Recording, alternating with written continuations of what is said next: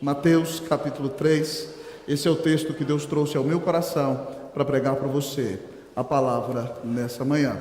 Eu lerei, amados irmãos, em princípio dos versículos de 1 a 6, mas nossa exposição será de uma extensão um pouco maior de texto.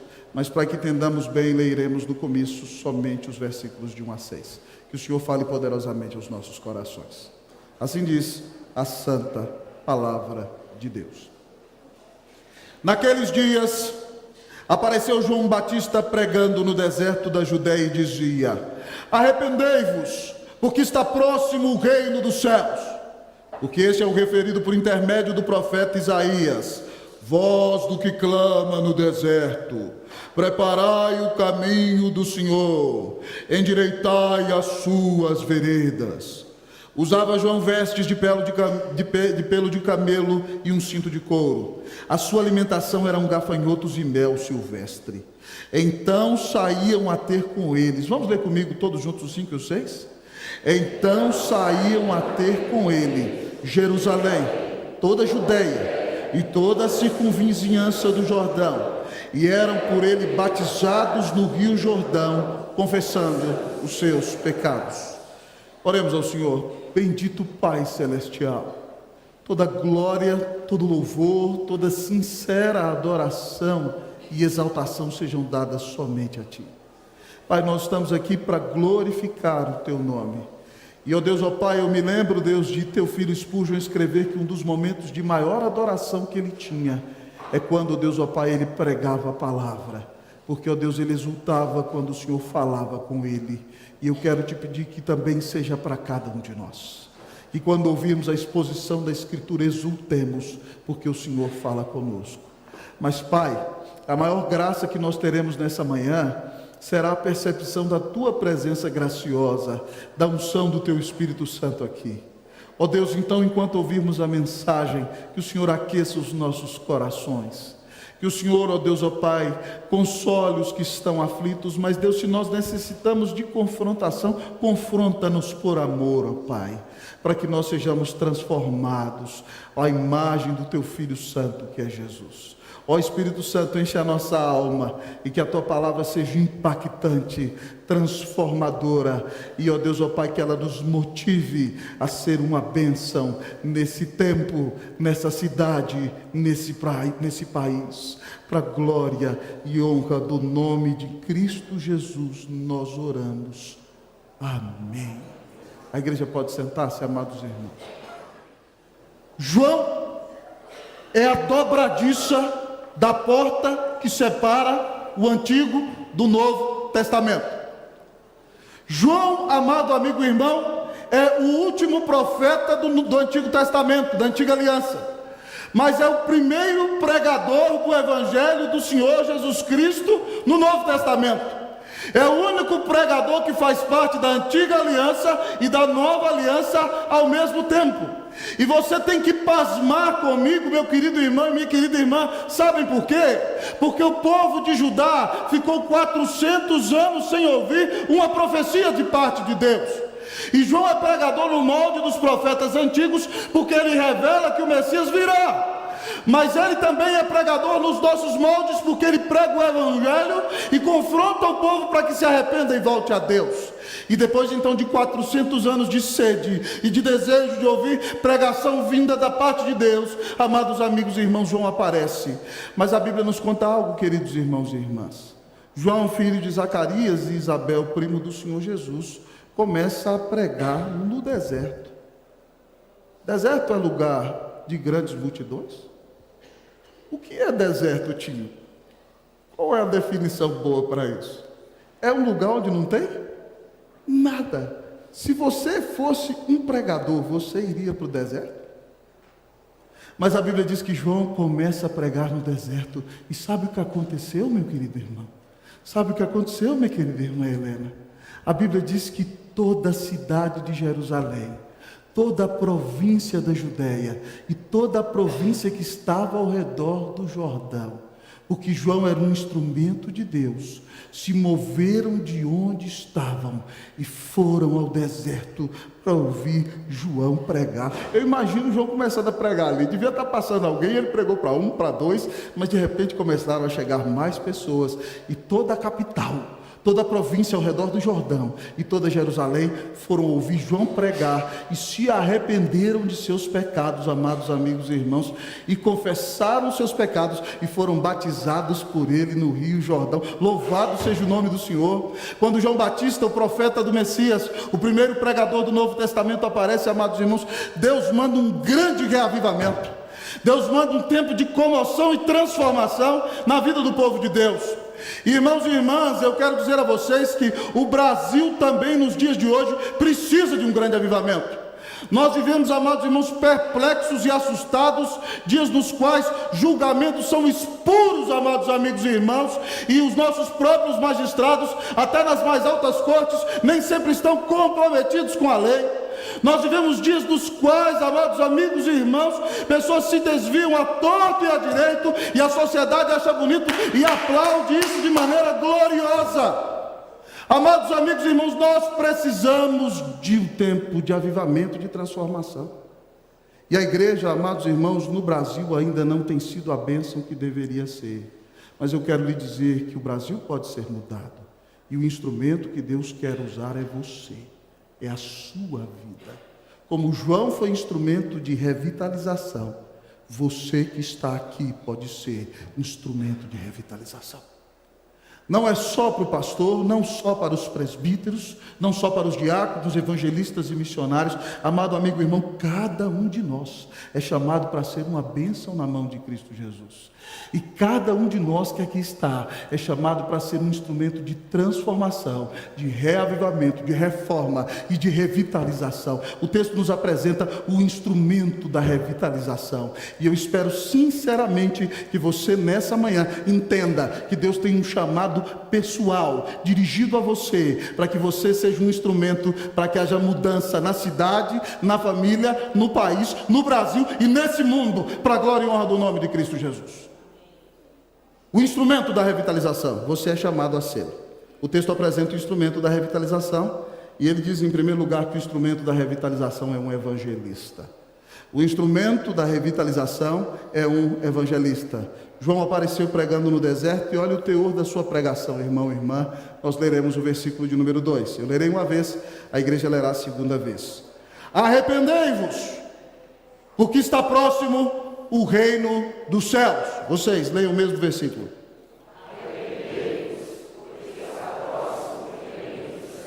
João começa pregando uma mensagem de arrependimento.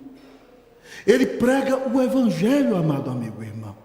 E quando ele chama uma pessoa ao arrependimento, está pressuposto no seu argumento que o ser humano é pecador. Porque só precisa se arrepender quem pecou. Mas para que o ser humano seja pecador, ele tem que pecar contra um Deus santo. Então João anuncia o evangelho dizendo que nós pecamos contra Deus.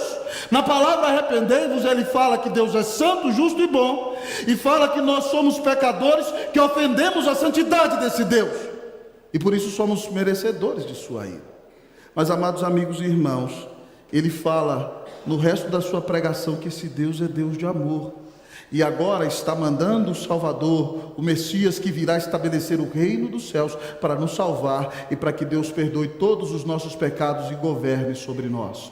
João diz: arrependei-vos, porque está próximo o reino dos céus. O Messias está chegando. João começa a pregar quando ele tem 30 anos e Jesus 29 anos. Um ano antes de Jesus entrar no ministério, João começou o seu ministério. E ele começou dizendo que o rei viria, o Salvador estava chegando, e as pessoas então, amados irmãos, deveriam se arrepender dos pecados que cometem contra Deus e crer no rei que viria, que perdoaria os nossos pecados e governaria os nossos corações. João, amados irmãos, por isso eu digo que alguns teólogos que pensam que João só é o último profeta do Antigo Testamento acabam laborando em erro, porque ele é o primeiro pregador do Novo Testamento. Ele anuncia Jesus, o Rei dos Reis, que vem estabelecer o seu domínio e salvar todos aqueles que creem nele, porque morreu na cruz para pagar os nossos pecados.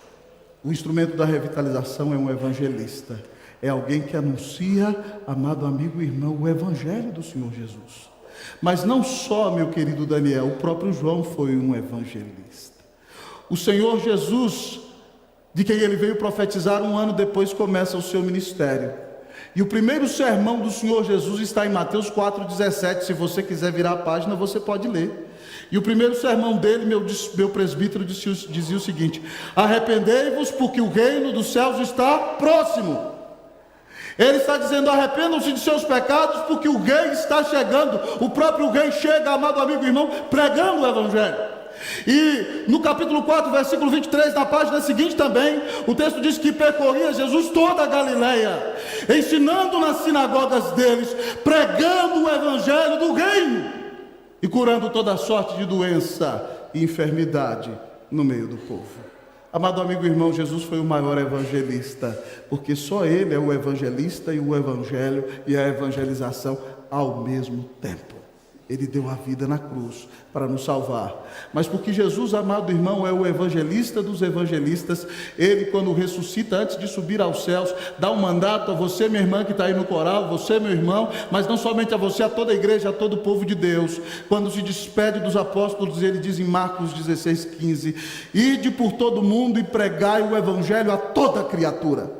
Essa missão não era só dos apóstolos, não é só minha, não é só dos oficiais da igreja. Essa missão é de todo aquele que é verdadeiro discípulo, de todo aquele que creu em Cristo Jesus como seu único Senhor e Salvador, como único mediador entre Deus e os homens. Mas talvez você diga: ah, pastor, é tão difícil.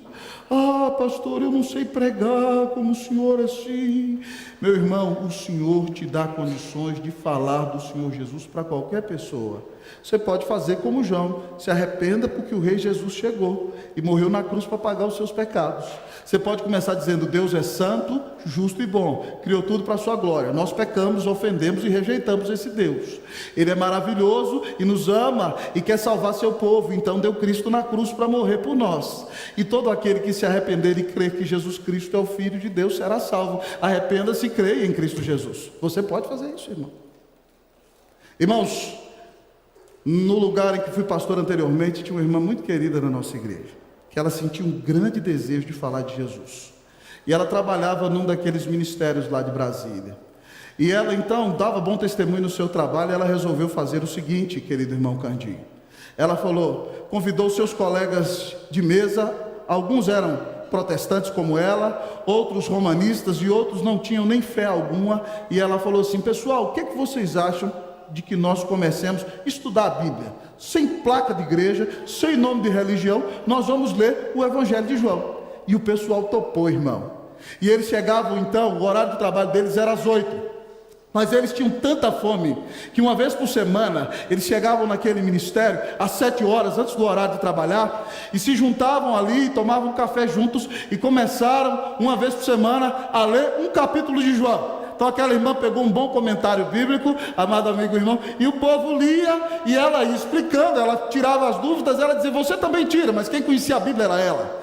Então, amados irmãos, ela começou a estudar ali uma vez por semana, um capítulo do Evangelho, e pasmem, meus amados irmãos, até o final do Evangelho, Deus já tinha convertido algumas pessoas pela simples leitura do Evangelho, da Palavra de Deus. Ler a Bíblia com qualquer pessoa, até minha filhinha consegue, Fanny. Qualquer um consegue. Então, meu irmão, em nome de Jesus, o Senhor tem te chamado para ser um instrumento de revitalização. A maior bênção que as pessoas podem receber de Deus é o perdão de pecados, é a reconciliação com Deus, é a paz de Deus, a justificação que há em Cristo Jesus. E você que está aqui na galeria, meu queridão, é chamado para falar de Jesus. Você, minha querida irmã, para que pessoas conheçam o Salvador. Se você quer ser um instrumento de revitalização e de transformação, é necessário que você se comprometa totalmente com a obra da evangelização. Certa feita, amados irmãos, um pastor perguntou para o outro colega: que Deus estava fazendo a sua igreja crescer, perguntou para ele: por que a igreja está crescendo? O que vocês estão fazendo lá? E o outro colega respondeu ao seu amigo: simplesmente as pessoas vão à igreja e no domingo do púlpito elas escutam a pregação do Evangelho. Nenhuma igreja vai crescer sem pregação do Evangelho. É por isso que todo pregador cristão, até quando explica o Antigo Testamento, tem que vir abrir o livro, explicar o texto no seu contexto. Mas se ele é pregador cristão, ele tem que falar de Jesus, porque esse livro fala de Jesus. Que Deus faça de nós evangelistas fiéis, em nome de Jesus. Amém, meus irmãos? Que você se mova a partir de hoje, comece a orar por alguém, fala: Deus, eu tenho aquele colega de trabalho, me deixa falar de Jesus para ele. Ou então você diga: não, eu quero começar talvez o estudo bíblico lá no meu trabalho, ou então no seu prédio, né? Você tem lá condição, tem liberdade, eu quero chamar o povo do meu prédio para ler a Bíblia. E aí você vai chamar e o pessoal vai falar as maiores besteiras do mundo. Não se preocupe com isso. Leia a palavra com o povo e Deus vai transformar o povo. Amém? Que Deus nos use para ganhar almas. Amém, meus irmãos? Que nós sejamos uma bênção nesse tempo. O instrumento da revitalização é um evangelista. Que Deus faça desta igreja uma igreja de homens e mulheres que evangelizam e são instrumentos para que pessoas conheçam o Salvador, em nome de Jesus. Amém. Mas o instrumento da restauração, amados irmãos, da revitalização, além de ser um evangelista, diz o texto, ele é obediente. O instrumento da revitalização é obediente. Nós vamos ler, irmãos, eu lerei o versículo 1 e a igreja lerá os versículos 3 e 4. Naqueles dias apareceu João Batista pregando no deserto da Judéia e dizia a mensagem que ele pregou. Você leia o 3 e o 4, por favor.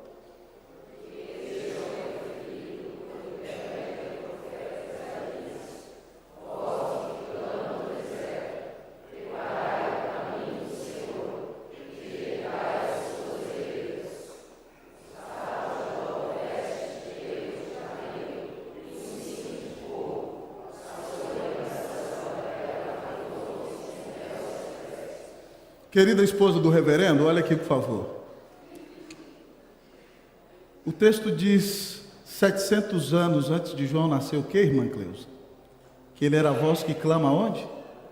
Voz do que clama no deserto. Preparai o caminho do Senhor, endireitai as suas veredas. Minha esposa está no celular porque ela está anotando o sermão, viu, irmão? Não é porque ela está no Facebook não, tá bom? Então, amado amigo e irmão, preste atenção aqui. Voz do que clama no deserto. 700 anos antes de Jesus nascer, querido amigo e irmão, Isaías profetizou lá em 43 da sua profecia, que viria alguém para preparar o caminho do Senhor e endireitar as veredas, amado amigo e irmão. E essa pessoa ia começar a pregar no deserto. 700 anos depois, o versículo 1 diz que naqueles dias apareceu João Batista pregando no deserto da Judéia. João é obediente, irmão. Se Jesus manda pregar no deserto, João não quer ir para o palácio. Se Jesus manda pregar no deserto, João não quer ir para a mansão. Se Jesus manda pregar no deserto, amado amigo e irmão, João não quer ir visitar os maiores reinos do mundo. Deus tinha uma missão para aquele homem, 700 anos antes mandou ele ser a voz do que clama no deserto, que tinha que preparar o caminho do Senhor, e apareceu João Batista naqueles dias pregando no deserto da Judéia.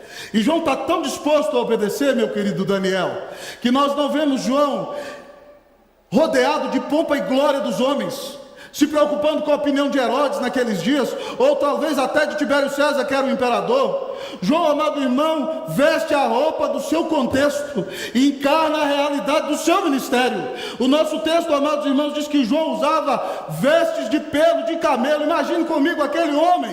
Ele, amado irmão, vive no deserto, então sua pele não é tão branquinha assim, ela é queimada de sol. E ele, amado irmão, veste uma roupa, mataram um camelo, então imagina aquela roupa de couro mesmo no deserto. E ele tinha um cinturão grande, né? Maior do que aqueles cowboys americanos. E ele era um sujeito magro, talvez você viu o músculo e o osso, porque ele comia gafanhoto, amado irmão, molhadinho no mel silvestre. Imagina, deve ser gostoso, amado irmão. Eu nunca experimentei, mas eu vivia comendo isso daí e tomando água naquela região, amado amigo irmão. E ali, amado irmão, com esse jeito sui generis, se você visse João, você talvez assustaria. Ele mesmo, amado irmão, era uma iconografia da sua própria pregação. Mas João chamava atenção, porque ele obedecia ao Senhor e cumpria a missão. E se eu e você, querido irmão, querida irmã, queremos ser uma bênção nesse tempo, nós temos que ser homens e mulheres que obedecem ao Senhor, cumprindo o seu chamado onde Ele nos colocou. E se Ele quiser levar o mundo inteiro para nos escutar, nós temos que ser fiéis no lugar onde Ele nos colocar. Então, meu amado irmão, minha querida irmã, se Deus te colocou para servir no deserto, seja fiel no deserto em nome de Jesus. Obedeça o chamado de Deus para a sua vida. Não se preocupe com o chamado dos outros. Não se preocupe com aqueles que pregam nas grandes catedrais. Não se preocupe com aqueles que falam nas grandes mansões. Não se preocupe com aqueles que palmilham os corredores dos palácios da nação. Se Deus te colocou no deserto, seja fiel no deserto e obedeça a mensagem de Deus, sendo simples e humilde, para a glória e honra do nome de Jesus. João obedeceu. E João obedeceu não só cumprindo a profecia, mas no caráter, na fidelidade, no testemunho que dava. Irmãos, nós precisamos de gente obediente nesse país. Qual é o problema do Brasil, irmão?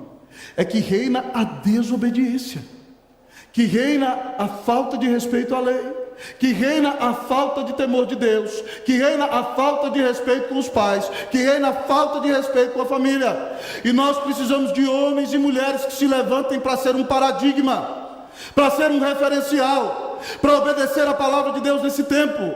Não é possível, irmãos, que nós nos digamos protestantes e saiamos da parede, das portas desta igreja e vivamos igualzinho a todos aqueles que não temem ao Senhor, ou até pior do que eles. Deus nos chamou para ser um referencial. Deus te chamou para fazer a diferença. Deus te chamou para ser uma bênção. É por isso, amado irmão, que você não pode andar na prática do pecado. Você não pode flertar com o erro. Sabe por quê? Porque você leva o nome de Jesus. Não é só no hino, né? Leva tu contigo o nome de Jesus, o Salvador. Você leva. Se você creu, você é de Jesus. E seu testemunho é importante. É por isso, meu irmão, é por isso, minha irmã, que você tem que levar o nome do Senhor a sério. Você pode ser feliz, dar risada e brincar aonde for, mas você não pode ser um canalha. Você não pode ser um cara de pau. Você não pode sair quebrando as leis de qualquer jeito. Você leva o nome de Jesus. Você custou o sangue mais caro do universo. E você tem que dar testemunho. As pessoas têm que ver Cristo Jesus na sua vida. Você não foi chamada para ser maldição, mulher de Deus. Você é a bênção. Louvado seja o nome de Jesus. Então, irmãos, nós temos que ser homens e mulheres que obedecem à palavra de Deus. Há uma citação do grande pastor Ricardo Baxter, que ele aplica a pastores, e eu vou parafraseá-la para você. A citação dele é a seguinte: os pecados do crente são os mestres do pecado. Os pecados do crente são os pecados mais hipócritas, porque o crente peca contra maior conhecimento. Os pecados do crente são os mestres do pecado, porque eles são exemplo para que os pecadores se entreguem a toda devassidão. Irmãos, nós temos que levar o nome de Jesus a sério. Se nós que dizemos que somos crentes, damos mau testemunho e mau exemplo, esse mundo vai apodrecer. Eu recebi uma citação de Spurgeon ontem que eu achei o máximo. Jesus te chamou para ser sal, não te chamou para ser docinho. Você não é o docinho desse mundo, você é sal. Tempere, faça a diferença, para a glória e honra do Senhor Jesus. Outra citação que eu gosto é do grande pregador Robert Murray McCheyne, grande pregador avivalista presbiteriano escocês do século XIX, amado amigo irmão. Ele aplicou também isso num sermão de ordenação, e eu vou parafrasear para você, aplicando para você e para mim. Ele diz assim: o que esse mundo mais precisa é da santidade dos cristãos. Um crente santo é uma arma poderosa nas mãos de Deus. O que esse mundo mais precisa é da santidade dos cristãos. Um crente santo é uma arma poderosa nas mãos de Deus. se você vive conforme o Evangelho, se você dá testemunho, amado irmão, a sua maneira de viver com santidade vai, amado irmão, constranger as pessoas e levá-las a olhar para si e mostrar a elas o quanto elas necessitam de Cristo Jesus. Então o que você diz? Talvez, reverendo, então, quem é presbítero não tem tentação? O senhor não passa por tentação, pastor? Eu como crente não posso ser tentado? Nada disso, amado irmão. Nós somos tentados o tempo todo e muitas vezes. Mas se você creu em Cristo Jesus, a palavra em 1 Coríntios 10:13 disse: não vos sobreveio tentação que não fosse humana, mas Deus é fiel e não permitirá que sejais tentados além das vossas forças. Pelo contrário, juntamente com a tentação vos dará a saída, de sorte que a possais suportar. Meu irmão, se eu e você caímos em tentação é porque queremos. Porque a Bíblia diz que se nós cremos em Cristo Jesus, nós já estamos mortos para o pecado e vivos para Deus em Cristo Jesus. Mas nós não podemos flertar com o pecado, irmão, nós não podemos brincar. Lembra lá de José? José é um menino santo, muito amado pelo seu pai, invejado por seus irmãos, foi vendido a uma caravana de midianitas, vendido ao Egito, entra para a casa do general Potifar. Menino muito abençoado, um dos maiores administradores da história da humanidade. Onde ele bota a mão, Deus multiplica as coisas. E aí a Bíblia diz, amado irmão, lá em Gênesis, que José era bonito de porte e de aparência. Imaginem comigo, meninas. José era bonito de porte, era um cara sarado, musculoso, certo? De aparência, era um cara bonito de corpo e de rosto. E aí então, a mulher do seu patrão botou o olho naquele rapagão. E aí, amado amigo e irmão, ela fica todo dia com ele: vamos para a cama comigo, dorme comigo. E José fala para ela: de jeito nenhum, eu mando em tudo nessa casa, mas meu patrão não me deixa botar a mão em você, e eu não vou cometer tamanho pecado contra Deus. E você há de imaginar comigo que as mulheres egípcias eram mulheres bonitas, certo? Eram mulheres que cuidavam bem do seu corpo, da sua saúde, morenas. E ali então está aquela mulher jovem, talvez o general já fosse velho. Sempre foi assim, homens de influência muitas vezes casam com mulheres bem mais novas. E lá está aquela mulher: vamos para a cama comigo, deita-te comigo. E José: de jeito nenhum, eu não vou cometer tamanho pecado contra Deus. Mas chegou um dia, irmão, que só ele e a mulher ficaram dentro de casa. E a mulher então chegou junto dele com aquelas roupas leves egípcias e agarrou no vestido daquele homem. E eu imagino, irmão, ela bem pertinho do ouvido dele, falando assim: deita-te comigo. Que situação desesperadora. A Bíblia diz, irmão, que José não parou para conversar. José saiu correndo, bateu em retirada. Não funcionou, vamos de novo. Bateu em retirada e largou as roupas na mão daquela mulher. Deus sempre dá a saída. Se você peca, é porque você quer. Que Deus tenha misericórdia de mim e de você. Amém, meu irmão? Amém? Que Deus nos guarde em santidade, para a glória e honra do nome de Jesus. Que Deus faça de nós homens e mulheres obedientes, em nome do Senhor Jesus. O instrumento da revitalização, além de ser evangelista e além de ser obediente, amado amigo e irmão, é sincero. O instrumento da revitalização é sincero. O instrumento da revitalização é sincero. Versículos 7 a 10. Vamos ler responsivamente. 5 e 6 eu já falei, o povo vai até ele, está no tema, é a influência e a revitalização. Nós vamos ler do 7 ao 10. Responsivamente. Vendo ele, porém, que muitos fariseus e saduceus vinham ao batismo, disse-lhes: raça de víboras, quem vos induziu a fugir da ira vindoura?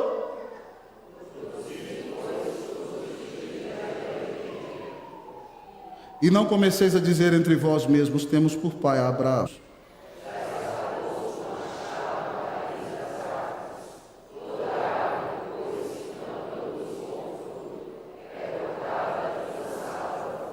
Meu presbítero Edson, eu já vi muito pregador pregar com firmeza, né?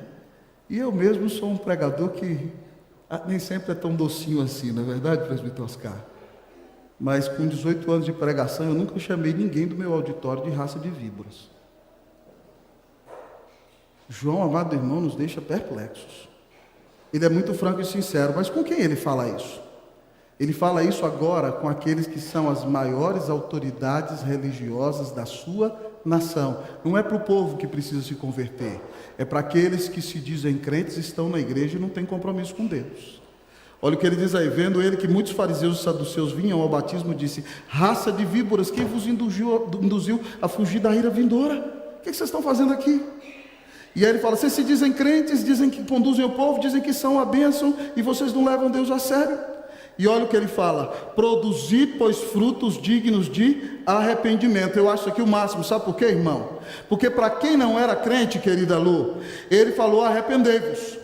Mas para esses que são crentes e lideram a igreja, ele diz: produza na sua vida fruto de arrependimento. Para quem não conhece Jesus, nós dizemos: arrependa-se do seu pecado e venha. Mas para quem já conhece Jesus, tem que continuar se arrependendo, mas não só dizer: eu me arrependo, e sair daqui como se a vida não mudasse em nada. A Bíblia diz que se nós confessarmos os nossos pecados, Ele é fiel e justo para nos perdoar os pecados e nos purificar de toda injustiça. Então, para aqueles religiosos, João diz: haja na sua vida não só arrependimento de palavra, mas que haja mudança real e sincera. Produzir, pois, frutos de arrependimento. E não comece a dizer: nós temos por pai Abraão. Os judeus eram mestres nisso. Até quando Jesus disse para eles que eles tinham que se converter e que eles estavam perdidos e eles precisavam ser libertos, e eles disseram: nós não precisamos ser libertos de nada, nós temos por pai Abraão, né? Eles diziam: eu estou na 1000ª geração do povo da aliança. Parecem até muitos presbiterianos, não é verdade, irmãos? O evangelho na minha família já está na 4ª geração. E eu não posso ser tentado a abrir a boca e falar assim: eu sou presbiteriano já na 4ª geração. Os missionários pregavam na fazenda do meu bisavô na década de 30. João está falando que isso não vale nada. É isso que ele está falando aqui.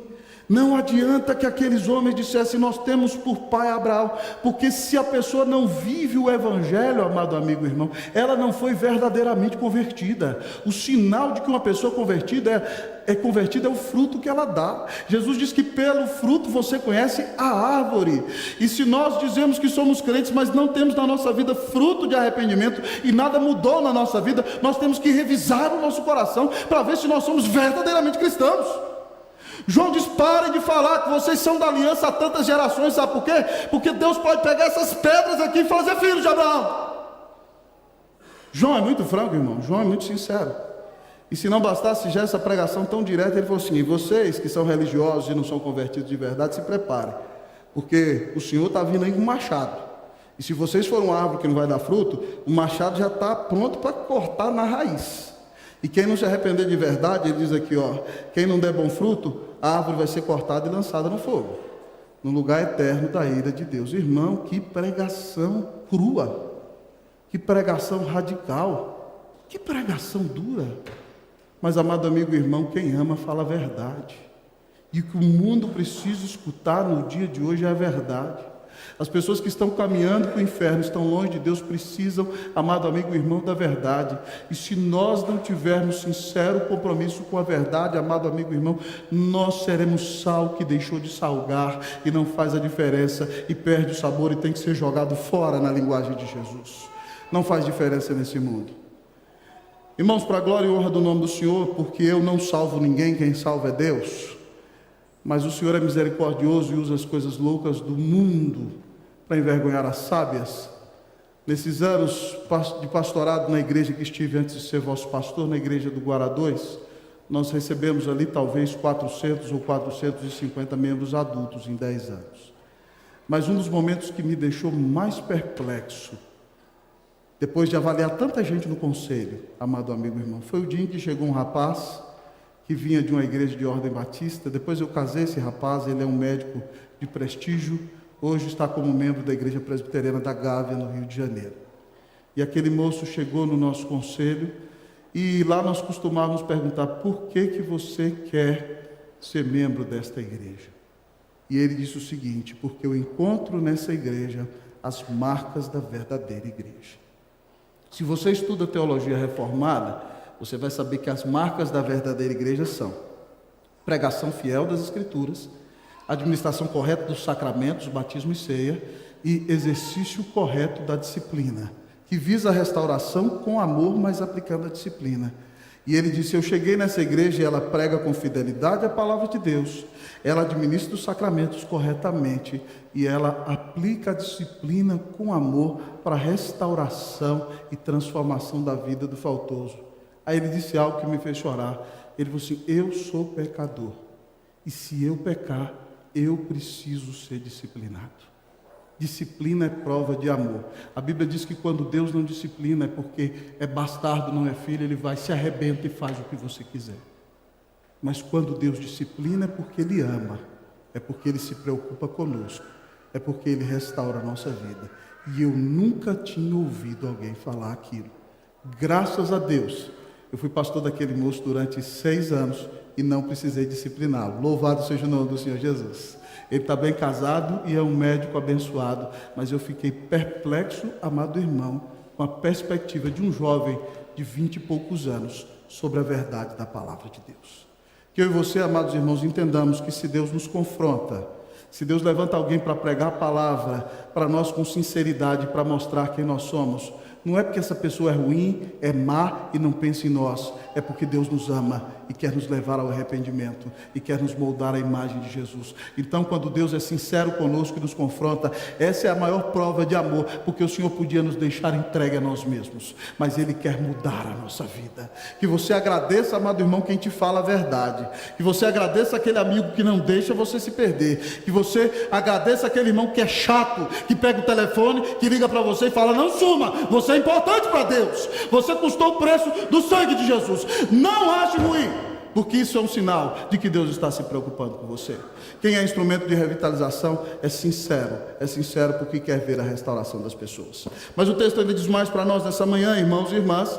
O texto da palavra ainda nos fala que o instrumento da revitalização também, amados irmãos, é cristocêntrico. O instrumento da revitalização é cristocêntrico. Nós vamos ler os versículos 11 e 12. Eu vou ler o 11, a igreja 12. Diz assim a palavra: eu vos batizo com água para arrependimento, mas aquele que vem depois de mim é mais poderoso do que eu, cujas sandálias não sou digno de levar. Ele vos batizará com o Espírito Santo e com fogo. A igreja 12.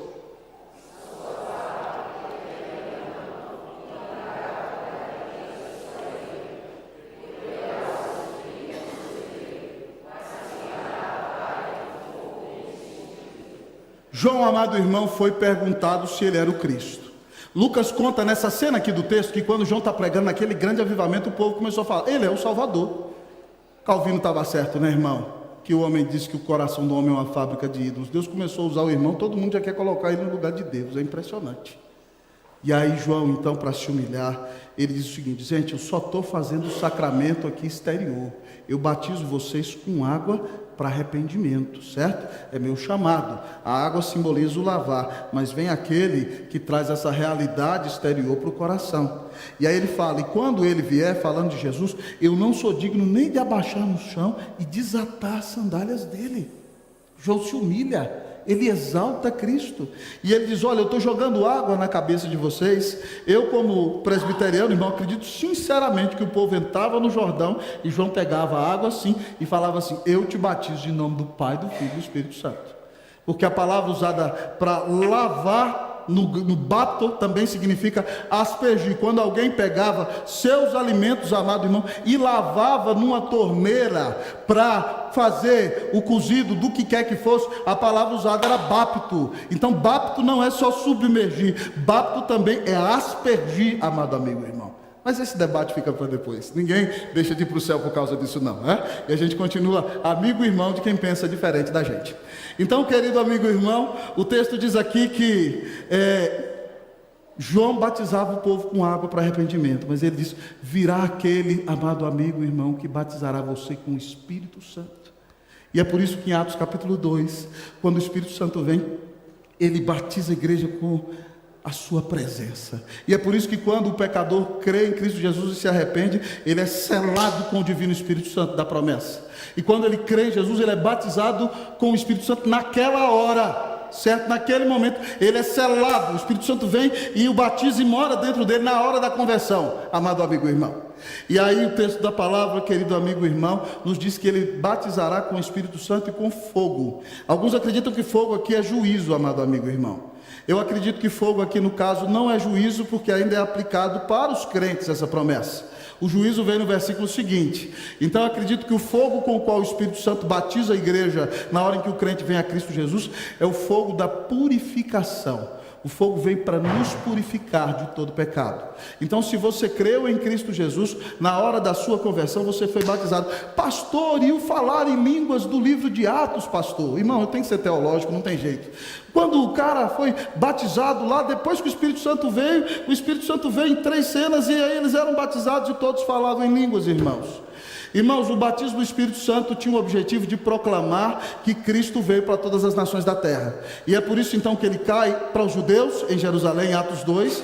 É por isso que ele cai, amado irmão, na casa de Cornélio, que era romano da classe dos tementes a Deus. É por isso que ele cai em Samaria, para aqueles que eram inimigos dos judeus. E é por isso que ele cai em Éfeso, para todos os gentios, irmãos. O Espírito Santo tem como sua principal missão ser a sirene que exalta e aponta para Cristo. Esse é o objetivo do Espírito Santo, amado amigo e irmão. Então toda vez que o Espírito Santo cai em Atos, isso significa que Jesus é o Salvador. E ele cai 4 vezes para mostrar, amado amigo e irmão, que Cristo salva judeus, que Cristo salva samaritanos, que Cristo salva tementes a Deus, e que Cristo salva gentios e romanos de todos os lugares da terra. E depois de Atos, o fenômeno não acontece mais dessa maneira, amado amigo e irmão. A Bíblia diz que no momento em que você crê em Cristo Jesus, você é selado. O Espírito Santo te batiza ali na hora que você creu. E você já é templo a partir da hora que você crê. Desculpa dar essa aula de doutrina para você, mas pastor também tem que doutrinar o rebanho. Então, amado amigo e irmão, nós que cremos em Jesus fomos batizados com o Espírito Santo. E o fogo desse Espírito é que nos purifica de todo pecado. João, amado amigo e irmão, é tão abençoado que ele fala do que Cristo faz, mas ele fala mais, que esse Cristo, ele é como alguém que tem uma pá para limpar o seu terreno, a sua eira, e aí ele vai pegar o trigo dele. Você que creu em Cristo Jesus, você é o trigo, glória a Deus por isso, e ele vai pegar o seu trigo com todo carinho, vai botar num carrinho e vai guardar no celeiro, e vai proteger para a hora certa aquele trigo. Se você crê em Cristo Jesus, o Senhor vai te guardar para o dia final, ele vai proteger a tua vida, ele vai te levar para o céu, louvado seja Deus. Mas ele diz que todo aquele que não crê e não anda na presença do Senhor é palha. E então o Senhor Jesus, quando vier, pegaria essa palha, que não se arrependeu dos seus pecados e não se voltou para Deus, e jogaria no fogo. E esse fogo ia queimar para sempre. Está falando do fogo do inferno, irmão, para onde vão todos aqueles que não se arrependerem dos seus pecados e não crerem em Cristo Jesus. João anuncia Cristo. Eu e você, irmão, se queremos fazer a diferença, nós temos que pregar a Jesus Cristo. Meu presbítero Samuel, João me deixa tão perplexo, porque João teve um ministério apoteótico, mas quando Jesus aparece, agora os discípulos de Jesus batizam mais gente do que João. E no capítulo 3 de João, um judeu veio fazer contenda com o discípulo de João. E seu mestre já era, seu pastor já passou. Agora aquele pregador que ele batizou está alcançando toda a multidão, e o negócio de vocês aqui está indo para baixo.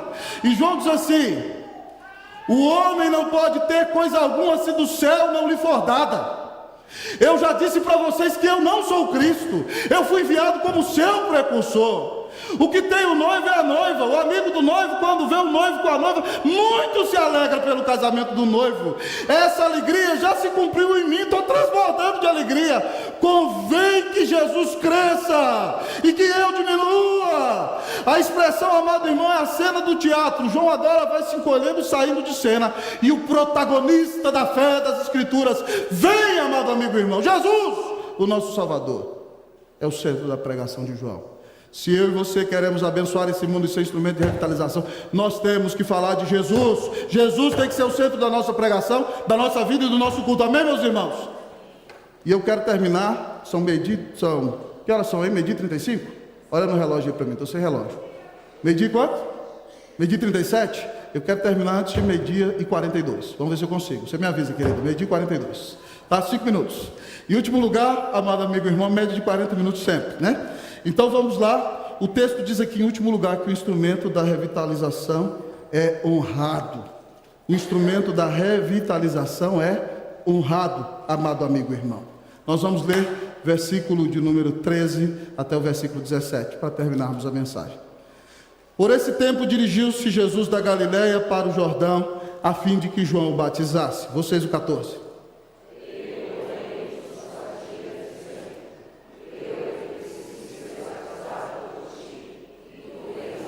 Mas Jesus lhe respondeu: deixa por enquanto, porque assim nos convém cumprir toda a justiça. Então ele o admitiu.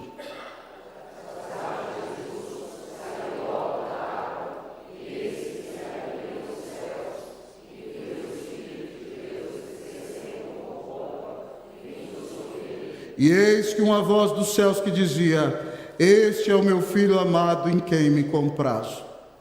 Irmãos, com meus amigos lá do Chile, presbítero João, presbítero Eduardo, demais presbíteros, não é? Presbítero Gediael, presbítero Ronaldo. No início do ministério eu compartilhava que quando eu tivesse uns 35 anos de pastorado, eu ia escrever um livro que retrata o ministério. O nome do livro seria Cruz e Glória, Glória e Cruz, entre a cruz e a glória. O ministério, nós vivemos a realidade da cruz, mas vivemos glória, porque nós vemos as maiores glórias que Deus realiza na vida de uma pessoa. E eu quero, tia Lili, imagine, tia Lili ministra para as crianças todo domingo, isso é uma bênção maravilhosa. Agora imagine, tia Lili, que honra é para um homem batizar o próprio Filho de Deus, aquele que é o próprio Deus. João ficou perplexo. Jesus chegou para ser batizado: não, eu não posso batizar o Senhor. Eu tenho que ser batizado pelo Senhor. E Jesus diz: não, faz assim, porque nós temos que cumprir a justiça, eu tenho que obedecer ao Pai. E o batismo de Jesus, irmão, não foi só a identificação comigo e com você, foi a ordenação de Jesus ao sagrado ministério. Agora pasme, João batiza Jesus, irmão, e aí ele vê um milagre grande. A Bíblia diz que os céus se abrem, o Espírito Santo vem sobre Jesus em forma corpórea de pomba, e você ouve a voz de Deus Pai, uma das poucas vezes que ele fala no Novo Testamento: esse é o meu Filho amado, no qual eu tenho todo o meu prazer. João é testemunha da glória de Cristo, amado amigo e irmão. Ele é honrado. Quem serve a Jesus, irmão, e quem se dispõe a ser uma bênção e um instrumento de revitalização, vai ser honrado ao perceber o que Deus fará na vida de outras pessoas. Deus quer dar essa honra a você. Se você se dispõe nas mãos do Senhor, você vai ser honrado ao ver Deus operando poderosamente na vida de muitos. Irmãos, quando nós saímos do Chile, no mês de novembro, às 7 horas, em Santiago, escurece mais tarde, a igreja tinha vitrais como esse, e um dia eu e Cleusa falamos: vamos lá na igreja. Nós morávamos próximos à igreja, e nós sentamos no templo e começamos a relembrar tudo que Deus tinha realizado ali em 7 anos, e agradecer a Deus, e pedir ao Senhor para nos preparar para aquela separação. E de repente eu olhei para ela e perguntei: querido, o que foi que eu fiz? O que foi que você fez? Nós abrimos o livro, irmãos, e pregamos, discipulamos pessoas, e Cristo se levantou. Eu não fiz nada. Eu falei com ela, falei: Cleusa, eu não fiz nada, eu só abri o livro e repeti as palavras do livro. E Cristo salvou pessoas, restaurou famílias, transformou vidas e fez grandes coisas. E eu tive o privilégio de assistir de camarote, no primeiro banco, os milagres que Deus fez na vida de muita gente. Que coisa maravilhosa, irmão. Eu não troco esse privilégio por nada desse mundo. E o Senhor quer dar esse privilégio a você, de ver o que Deus fará na vida de outras pessoas através da sua vida. Por que você tem se envergonhado de Jesus? Por que você não se envolve mais? Se levante para ser uma bênção, meu irmão, na sua casa. Comece a orar com a sua mulher pelo menos uma vez por semana. O certo é todo dia. Comece a ler a Bíblia com seus meninos. Deus está te chamando para ser uma bênção nesse tempo. Não é possível que você vai continuar vivendo deitado eternamente em berço esplêndido, meu irmão. Isso é para o Brasil, não é para você não, meu irmão. Que Deus tenha misericórdia da sua vida, que você tenha a honra de ver Deus usando a sua vida para transformar a vida de muitos. Que Deus faça de mim e de você um instrumento de revitalização. Que eu e você sejamos bons evangelistas, obedientes, cristocêntricos, sinceros, honrados na presença de Jesus. Que Deus te use como instrumento de mudança na sua casa, nessa igreja, no Brasil e no mundo, em nome de Jesus. Amém.